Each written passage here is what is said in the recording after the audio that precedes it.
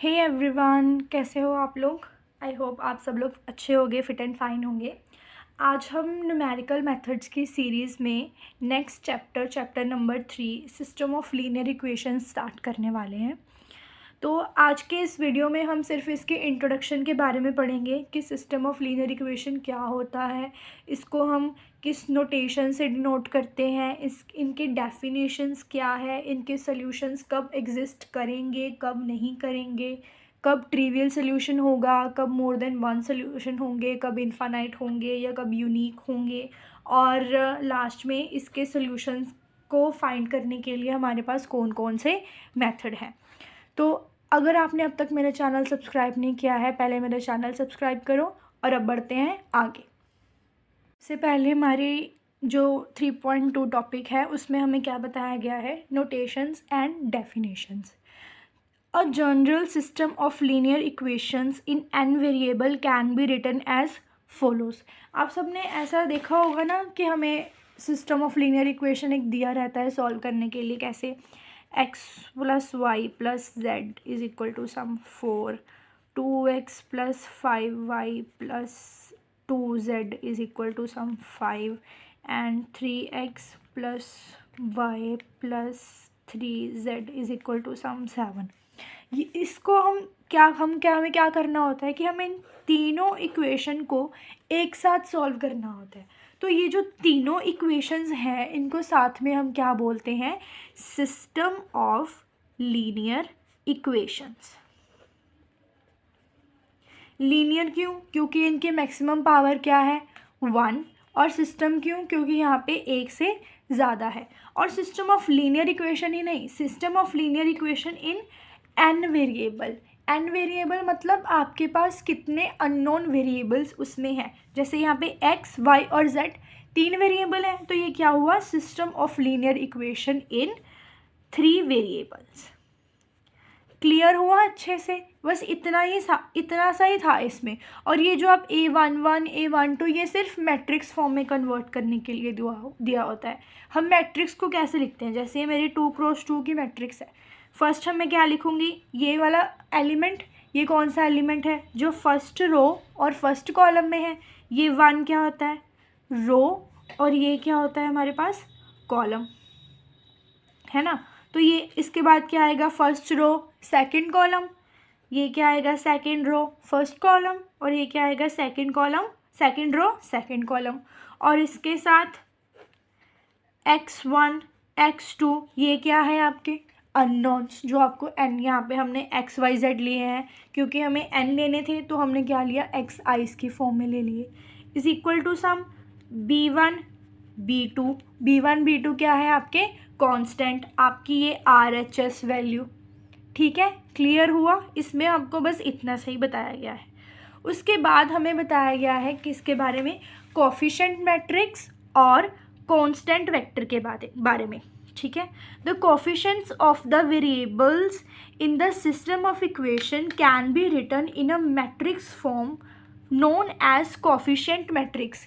कैसे कि हमने क्या किया, x1 का कोफिशिएंट क्या था A11, x2 का कोफिशिएंट क्या था A12, इन सबको क्या किया, उठा के एक मैट्रिक्स के फॉर्म में रख दिया और उस मैट्रिक्स को क्या नाम दे दिया, कोफिशिएंट मैट्रिक्स। कोफिशिएंट क्यों, क्योंकि ये A11 A12 क्या थे, कोफिशिएंट थे xi वेरिएबल्स की, ठीक है।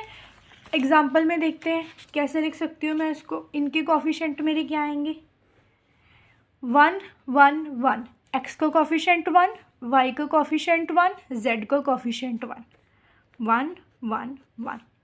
फिर 2 5 2, x का 2, y का 5, z का 2 2 5 2। फिर थर्ड इक्वेशन में 3 1 3,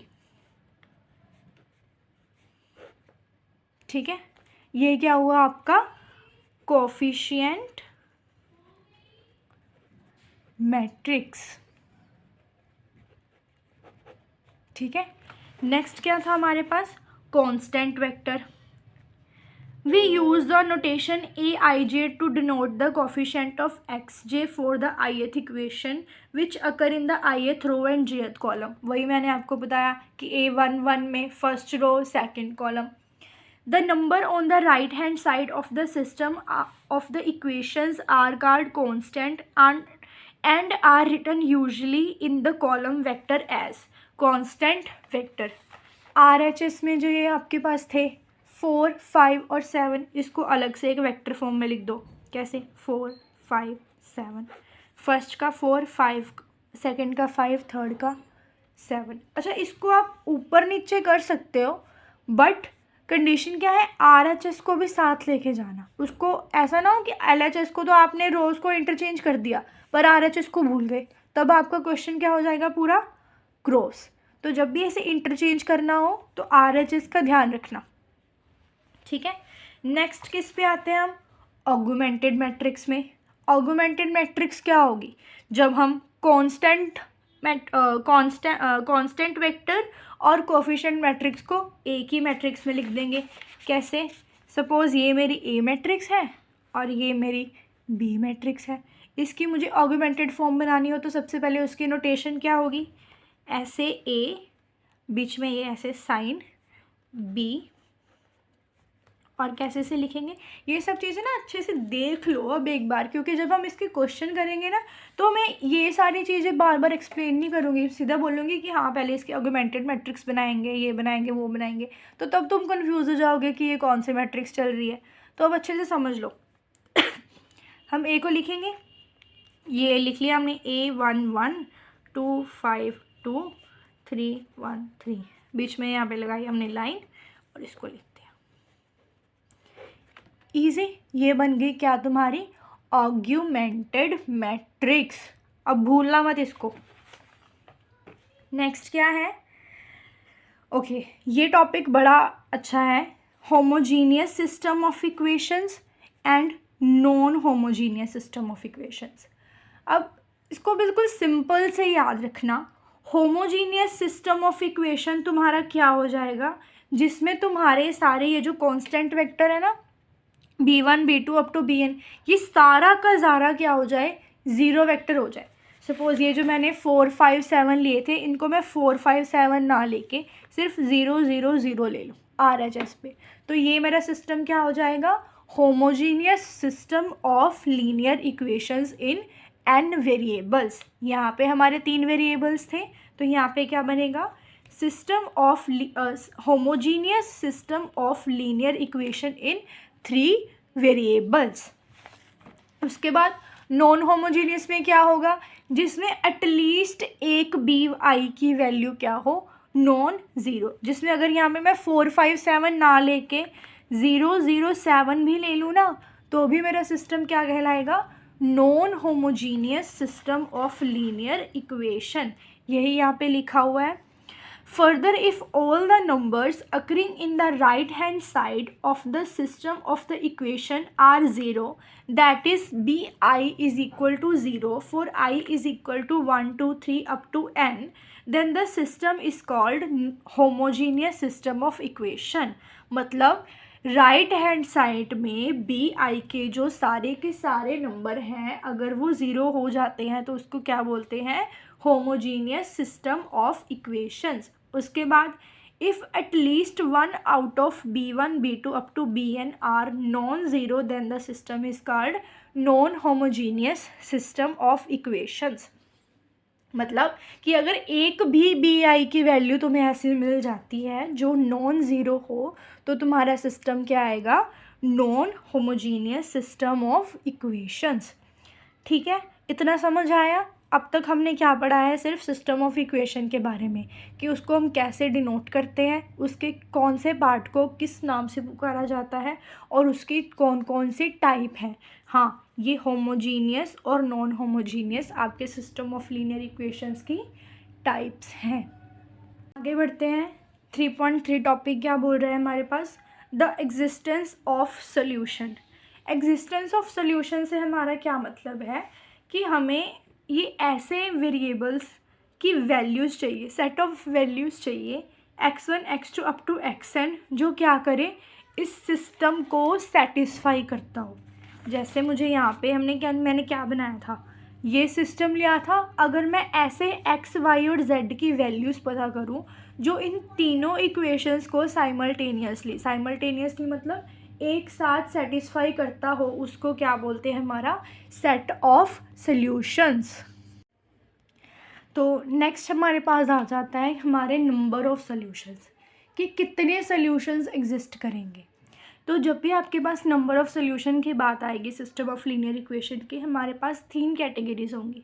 फर्स्ट कैटेगरी होगी हमारा यूनिक सॉल्यूशन, सेकंड कैटेगरी होगी इनफाइनाइट सॉल्यूशन, थर्ड कैटेगरी होगी नो सॉल्यूशन। इन तीनों के अलावा किसी भी और नंबर का सॉल्यूशन पॉसिबल ही नहीं है। आपको मोस्टली ये क्वेश्चंस एमसीक्यू में पूछा जाता है कि आपको एक सिस्टम ऑफ इक्वेशन दे देंगे, ठीक है, और उसके आपको क्या करेंगे, 4 ऑप्शन बना देंगे। 4 में क्या बोलेंगे, यूनिक, नो, इनफाइनाइट, और एक रैंडम नंबर दे देंगे 2 3 4। तो वो जो आपको रैंडम सा नंबर दिया हुआ है ना इंटीजर, उसको तो आप छोड़ ही दो और आपको चेक क्या करना होगा कि इसमें से कौन सा सॉल्यूशन है, यूनिक है, इनफाइनाइट है, और कौन सा बचा हमारे पास, नो सॉल्यूशन। ठीक है। अब हमें पता कैसे चलेगा कि कौन सा सॉल्यूशन हमारे पास यूनिक है, कौन सा सॉल्यूशन हमारे पास यूनिक नहीं है, इनफाइनाइट आएगा या क्या आएगा। सॉल्यूशन ही मतलब किस सिस्टम का इक्वेशन हमारे पास यूनिक है, किसका इनफाइनाइट है, किसका हमारे पास एक कोई भी सॉल्यूशन एग्जिस्ट नहीं करता। तो उसके लिए हमारे पास ये 2 थ्योरम्स दी हुई हैं। आपके सिलेबस में सिर्फ थ्योरम्स हैं, उनकी डेफिनेशंस हैं, उनका प्रूफ नहीं है। तो हम यहाँ से सिर्फ क्या करेंगे, उन थ्योरम्स की स्टेटमेंट्स को पढ़ेंगे। फर्स्ट स्टेटमेंट क्या कहती है, A system of n linear equation in n variables with coefficient matrix A and constant vector B is not equal to 0 has solution if and only if the determinant of A is non-zero। चलो जी, इससे हमें क्या मिला, इससे हमें सीधी सी बात ये मिली है कि हमने जो आपकी ए मैट्रिक्स बनाई थी, क्या बोला था हमने उसको, कोफिशिएंट मैट्रिक्स। अगर कोफिशिएंट मैट्रिक्स का आपके पास सोल्यूशन क्या आ जाता है, सोल्यूशन नहीं, डिटर्मिनेंट क्या आ जाता है, non zero. Determinant non zero कैसे, ये जो ए मैट्रिक्स बनाई है ना तुमने, अगर डिटर्मिनेंट ए तुम्हारा नॉट इक्वल टू ज़ीरो आ गया तो तुम्हारे पास इसका सोल्यूशन एग्जिस्ट करेगा, अदरवाइज नहीं करेगा। चलो अब जल्दी से इसका डिटर्मिनेंट फाइंड करो और कमेंट सेक्शन में मुझे बताओ कि इसका सोल्यूशन एग्जिस्ट करेगा या नहीं करेगा। कब करेगा, जब determinant not equal to zero होगा, और कब नहीं करेगा, जब डिटर्मिनेंट इक्वल टू ज़ीरो होगा। ठीक है, तो सेकंड के थ्योरम की तरफ बढ़ते हैं। If B is equal to zero, ये आपके पास क्या है, ज़ीरो वेक्टर की निशानी है। ज़ीरो वेक्टर को हम कैसे जनरेट करते हैं, ओ से। Then the system has trivial solution और ज़ीरो सोल्यूशन। तो इसका क्या मतलब है कि अगर हमारे पास होमोजीनियस सिस्टम ऑफ इक्वेशन हो, होमोजीनियस सिस्टम ऑफ इक्वेशन मतलब आपका RHS क्या है, बिल्कुल ज़ीरो हो जाए, तो उसका एक ट्रिवियल सोल्यूशन क्या होगा, 0 0 0। मतलब यहाँ पे अगर मैं ये सेट बना लूँ, कैसे, x plus y is equal to 0, 3x minus 2y is equal to 0। तो बाकी सोल्यूशंस का तो मुझे पता नहीं, इसका एक ट्रिवियल सोल्यूशन क्या एग्जिस्ट करेगा हमारे पास, 0 0। पता नहीं मतलब आप कैलकुलेट करके देखो, 0 0। ठीक है। Further in this case if the determinant of A is 0 then the system has infinite number of solution. अगर A का डिटर्मिनेंट हमारे पास 0 आ गया, मतलब कोफिशिएंट मैट्रिक्स का डिटर्मिनेंट हमारे पास 0 आ गया, किसमें, होमोजीनियस सिस्टम ऑफ इक्वेशन में, तो हम आपका सोल्यूशन कितने आएंगे, infinite. Otherwise the system has the no solution other than trivial solution. इसके अलावा क्या होगा, सिर्फ ट्रिवियल सोल्यूशन यानी कि ज़ीरो सोल्यूशन होगा, और कोई भी क्या होगा हमारे पास, नॉन ज़ीरो सोल्यूशन नहीं होगा। तो इस चैप्टर में हम क्या करेंगे, सिर्फ नॉन होमोजीनियस इक्वेशंस के बारे में पढ़ेंगे। होमोजीनियस इक्वेशंस के बारे में इस चैप्टर में क्या है, नहीं बताया गया है। नेक्स्ट क्या है, solution of linear system direct methods. अब डायरेक्ट मेथड्स और आइटरेटिव मेथड्स। डायरेक्ट मेथड्स क्या होंगे? जिनको आप एक बार अप्लाई करो, सॉल्यूशन निकालो। और आइटरेटिव मेथड हमने पिछले वीडियोस में पढ़े थे, हमने क्या किया था? Bisection method, Newton Ramson, second method, regular falsies, ये सारे क्या थे? Iterative method. मतलब इनमें हम क्या कर रहे थे? आइटरेट कर रहे थे। एक बार इस मेथड को लगाया, एक वैल्यू ली, फिर इस मेथड को लगाया, थोड़ी इम्प्रूव्ड वैल्यू ली। ऐसे करते करते हम क्या करते थे? जब तक हमारे पास एरर ज़ीरो नहीं आ जाती थी, हम क्या, ज़ीरो नहीं मतलब एकदम अपसाइलन टाइप नहीं आ जाती थी, तो हम क्या करते थे? तब तक हम इसको स्टॉप नहीं करते थे। तो इसमें भी हमारे पास दो टाइप के मेथड्स हैं, direct methods and iterative method. Direct method में हमारे पास कौन से दो मोस्ट इंपॉर्टेंट मेथड आएंगे? Gauss elimination, Gauss Jordan. और आइटरेटिव में कौन से आएंगे? Jacobi's method and Gauss Seidel method. और इन मेथड्स की वर्किंग, इनका कंपैरिजन, इनको कौन सा प्रेफरेंस देनी चाहिए किस मेथड को, ये सारा कंटेंट मैं करूँगी अपने आगे की वीडियोस में। तो इस चैप्टर को मैं पूरा पढ़ाने वाली हूँ, आप ज़रूर आगे की वीडियोस को भी देखें। तो अगर आपको इसमें से कोई डाउट हो, आप मुझसे कमेंट सेक्शन में पूछ सकते हो। आई होप, वैसे मुझे समझ लगता है कि आपको अच्छे से समझ आया होगा। तो आपने अगर मेरे चैनल को सब्सक्राइब नहीं किया है, please subscribe to my channel और अपने फ्रेंड्स के साथ ये वीडियो शेयर करो, क्योंकि ये काफ़ी वैल्यूएबल इन्फॉर्मेशन है। आपको ये बेसिक चीज़ें पता होनी चाहिए अपना पूरा चैप्टर करने से पहले। So thank you so much. आज के लिए बस इतना ही।